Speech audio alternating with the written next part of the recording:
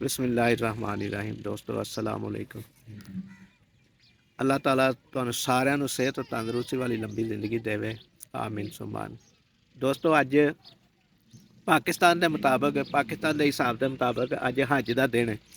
जिस तरह सऊदीया च एक दिन पहला हज होंगे तो दूसरे दिन ईद होंगी है, इस तरह अज हज का दिन है और कल ईद का दिन है। तो बच्चे सारे जड़े ना देखो ਇਹਦੇ ਕੁਰਬਾਨ ਵਾਸਤੇ ਜਿਹੜੇ ਕੁਰਬਾਨੀ ਲਈ ਹੋਈ ਹੈ, ਇਹਨਾਂ ਨੂੰ ਚਰਾਉਣ ਵਾਸਤੇ ਖੇਤਾਂ ਦਾ ਰੁੱਖ ਇਹਨਾਂ ਕੀਤਾ ਹੈ। ਇਹ ਬੈਠੇ ਨੇ ਸਾਏ ਦੇ ਵਿੱਚ ਕਿਉਂਕਿ ਧੁੱਪ ਬੜੀ ਹੈ, ਅੱਜ ਗਰਮੀ ਬੜੀ ਲੱਗ ਰਹੀ ਹੈ ਤੇ ਜਿਸ ਦੀ ਵਜ੍ਹਾ ਤੋਂ ਨਾ ਇਹ ਦੇਖੋ ਲੇਲੇ ਲੈ ਕੇ ਆਏ ਨੇ ਔਰ ਇਹਨਾਂ ਨੂੰ ਚਰਾ ਰਹੇ ਨੇ। ਤੇ ਕੱਲ ਅਕਸਰ ਜਿਹੜੇ ਨੇ ਛਤਰੇ ਜਿਨ੍ਹਾਂ ਖਰੀਦੇ ਨੇ ਉਹਨਾਂ ਨੇ ਕੁਰਬਾਨੀ ਕਰ ਦੇਣੀ ਹੈ ਔਰ ਕੁਛ ਨੂੰ ਕਸਾਈ ਨਹੀਂ ਮਿਲਣਾ ਤੇ ਉਹਨਾਂ ਫਿਰ ਪਰਸੋਂ ਕਰਨੀ ਹੈ ਕੁਰਬਾਨੀ। ਕਿਉਂ ਭਾਈ? ਹਾਂਜੀ ਗੱਲ ਇੰਝ ਗੱਲ ਹੈ ਨਾ? ਕਿਉਂ ਭਾਈ? ਹਾਂਜੀ ਇਸ ਤਰ੍ਹਾਂ ਹੀ ਗੱਲ ਹੈ। ਹਾਂਜੀ ਤੁਹਾਂ ਕਿਦਣ ਕਰਨਾ ਕੁਰਬਾਨੀ? ਅਸਾਂ ਪਹਿਲੇ ਦਿਨ ਹੀ? ਹਾਂਜੀ ਕਸਾਈ ਨਾਲ ਗੱਲ ਹੋ ਗਈ ਜੇ? ਸਾਈਂ ਆਪਣਾ ਹੀ ਹੈ। ਅੱਛਾ, ਆਪਣਾ ਹੀ ਕਸਾਈ ਜੇ? ਹਾਂਜੀ ਫਿਰ ਤਾਂ ਪਹਿਲੇ ਦਿਨ ਹੋ ਜਾਏਗੀ ਤੁਹਾਡੀ। ਵਾਦੀ ਅਜੇ ਪਹਿਲੇ ਇਹ ਸ਼ਰਮਾ ਰਿਹਾ ਦੱਸਣ ਤੋਂ ਉਹਨਾਂ ਨੇ ਕਿ ਲਈ ਨਹੀਂ ਹੈ। ਨਹੀਂ ਲਈ ਹੈ, ਕੋਈ ਨਹੀਂ ਗੱਲ, ਅੱਲਾਹ ਤਾਲਾ ਫਿਰ ਵੀ ਕਬੂਲ ਕਰੇਗਾ। ਨਾਲ ਜਦੋਂ ਬੱਚਿਆਂ ਦੇ ਆ ਰਹੇ ਆਵੇ, ਇਹ ਵੀ ਦੇਖੋ ਆ ਰਹੇ ਨੇ। ਦੋਸਤੋ ਇਹਦੇ ਵਿੱਚ ਨਾ ਇੱਕ ਮੈਂ ਗੱਲ ਥੋੜੀ ਜਿਹੀ ਐਡ ਕਰਨੀ ਚਾਹੁੰਦਾ ਵਾਂ। ਉਹ ਇਹ ਕਿ ਅਕਸਰ ਦੇਖਿਆ ਕਿ ਲੋਕੀ ਜਿਹੜੇ ਨਾ ਆਪਣੀਆਂ ਕਮੀਆਂ ਦਾ ਰੋਣਾ ਰੋਂਦੇ ਨੇ, ਲੇਕਿਨ ਕੁਛ ਕਰਨਾ ਵੀ ਨਹੀਂ ਚਾਹੁੰਦੇ। ਔਰ ਜਿਹੜੇ ਕਰਨਾ ਨਹੀਂ ਚਾਹੁੰਦੇ ਉਹ ਇਹ ਵੀ ਆਂਦੇ ਨੇ ਕਿ ਸਾਡੇ ਮੁਕੱਦਰਾਂ 'ਚ ਲਿਖਿਆ ਹੀ ਇਸ ਤਰ੍ਹਾਂ ਹੈ। ਹਾਲਾਂਕਿ ਇਸ ਤਰ੍ਹਾਂ ਨਹੀਂ ਲਿਖਿਆ ਹੁੰਦਾ। ਹਰ ਇਨਸਾਨ ਦੇ ਮੁਕੱਦਰ ਅੱਛੇ ਨੇ। ਅੱਲਾਹ ਤਾਲਾ ਕਿਸੇ ਇਨਸਾਨ ਦਾ ਦੁਸ਼ਮਣ ਨਹੀਂ।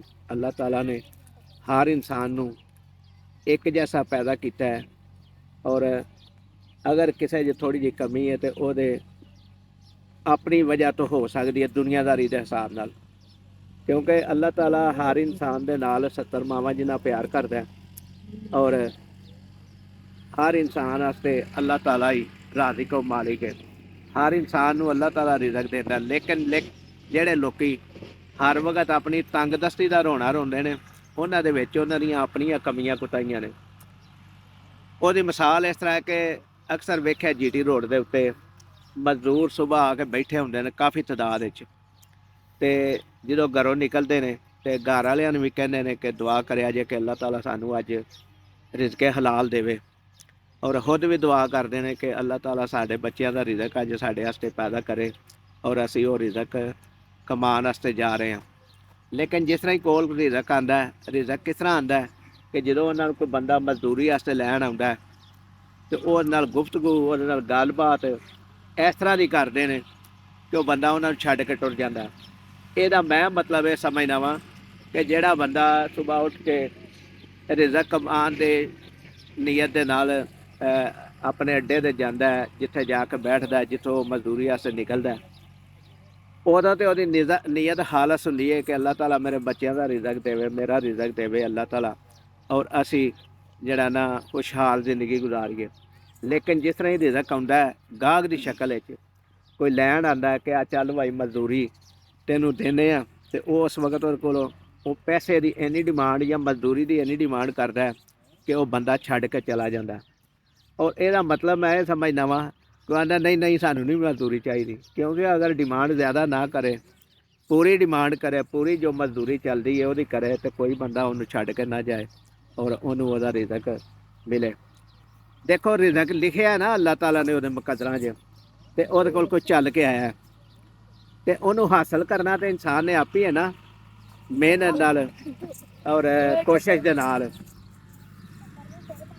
ਤੇ ਅਗਰ ਇਨਸਾਨ ਮਿਹਨਤ ਨਹੀਂ ਕਰੇਗਾ ਤੇ ਆਪਣਾ ਰਿਜ਼ਕ ਲਿਖਿਆ ਜਿਹੜਾ ਨਾ ਉਹ ਜ਼ਾਇਆ ਵੀ ਕਰ ਲਏਗਾ। ਹੈਂ ਕਿਉਂ ਭਾਈ?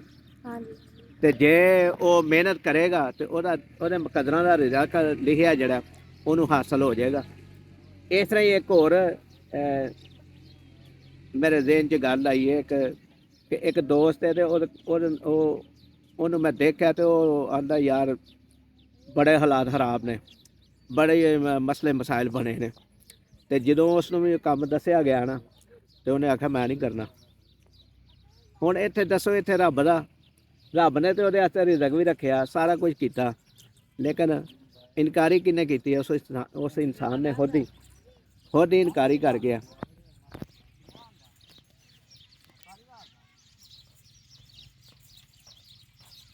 ਹੈਂ ਆ ਮੈਂ ਦੱਸ ਭਾਈ ਕੀ ਗੱਲ ਕਰਨੀ ਗੱਲ? ਨਹੀਂ ਕੁਝ ਕਰਦੇ। ਮੈਂ ਇੱਕ ਗੱਲ ਕਰਨ ਲੱਗਾ ਕਿ ਮੈਂ ਨਾ ਅਕਸਰ ਰੋਜ਼ਾਨਾ ਇੱਕ ਗੱਲ ਤੋਂ ਬੜਾ ਪਰੇਸ਼ਾਨ ਰਹਿੰਦਾ ਵਾਂ। ਅੱਲਾਹ ਤਾਲਾ ਨੇ ਸਾਨੂੰ ਪਰੇਸ਼ਾਨੀਆਂ ਤੋਂ ਬੜਾ ਦੂਰ ਰੱਖਿਆ, ਮਹਿਫੂਜ਼ ਰੱਖਿਆ, ਲੇਕਿਨ ਇੱਕ ਗੱਲ ਤੋਂ ਅਕਸਰ ਪਰੇਸ਼ਾਨ ਰਹਿੰਦਾ, ਉਸ ਗੱਲ ਦੀ ਸਮਝ ਨਹੀਂ ਆਉਂਦੀ।